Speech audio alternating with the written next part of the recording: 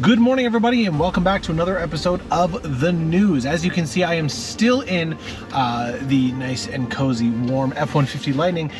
It is still about minus 20 outside, but I mean, doing the math, obviously, last week compared to this week, it is 25 degrees warmer than it was last week, as last week was minus 45. But that being said, if you go outside for too long, even now, it will still kill you. We are a different breed up here in Canada, but that's besides the point. We have a great episode today. We have Ford just had their launch event for their Ford Performance season for 2024, and there's tons of information, tons of new stuff that they released. So let's just get right into this.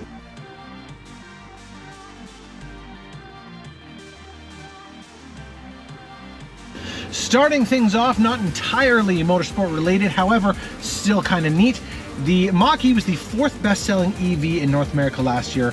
It sold fourth best behind the Tesla Model Y, the Tesla Model 3, and the Chevy Bolt. So Ford sold 40,771 units of the Mach-E in 2023.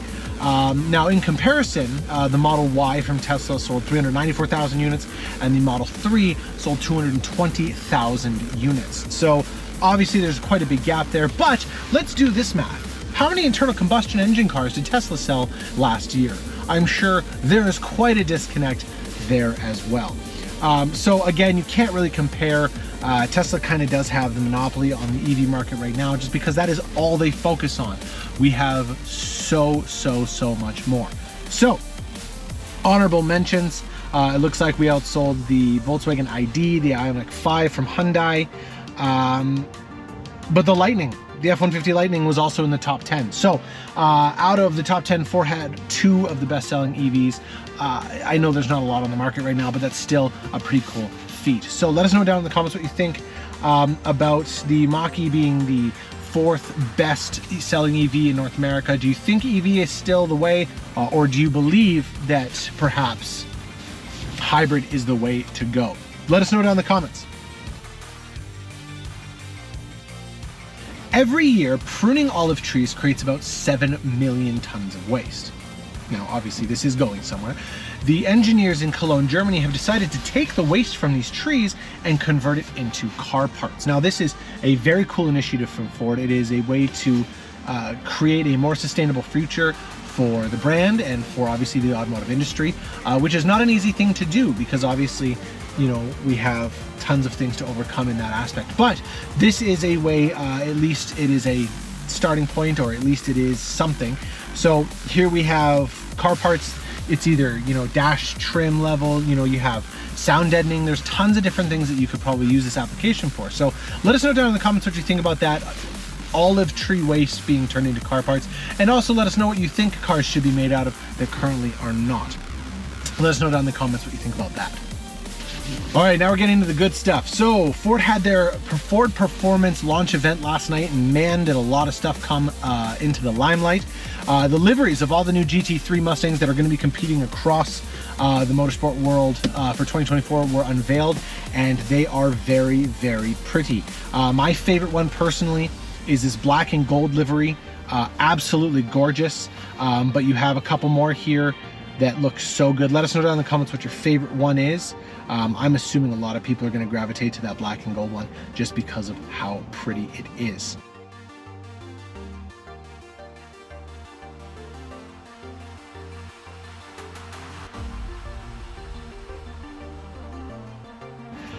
Also during this event, they unveiled the Lightning Switchgear. Now this is part of Ford's EV demonstrator lineup.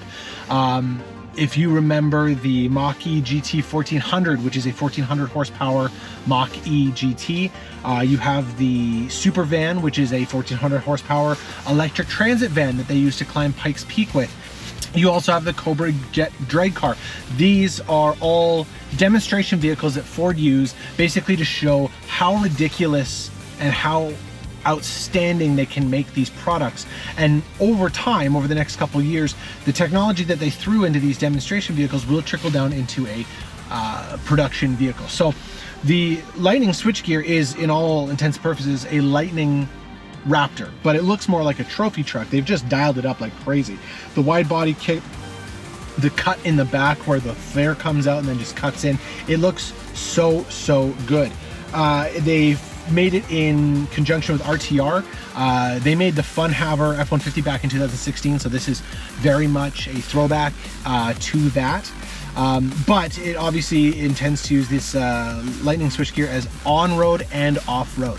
So it has different setups for what you want to use it for, which is really interesting. Configuration, so the street configuration, you will have a 7-inch ride height in the front and a 5-inch ride height in the back. But if you want to take it off-road, it comes in a different configuration. So you have 13.5 inches up front and 11 inches in the back. So it has insane Fox suspension, just like the Raptor does.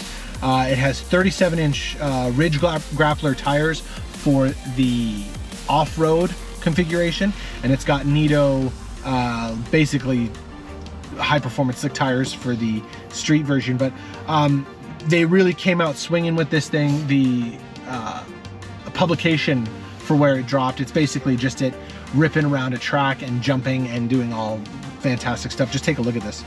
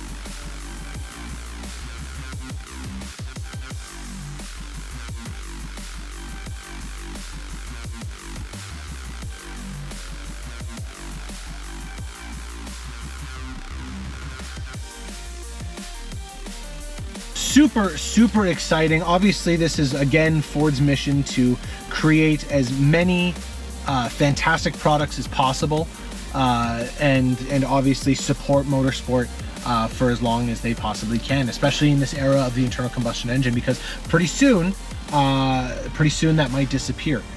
So we don't know for sure, but obviously we are in definitely the beginning of a golden era for Ford, with all of these fantastic cars that they're putting out, performance cars.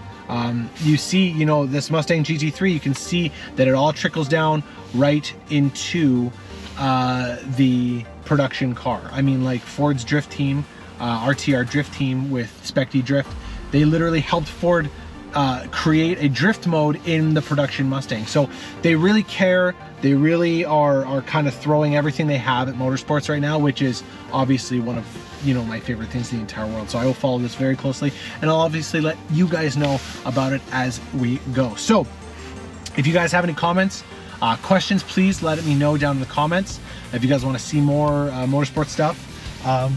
Otherwise, we will catch you guys next week. Thank you so much for watching. Remember to like and subscribe, and we will see you next week.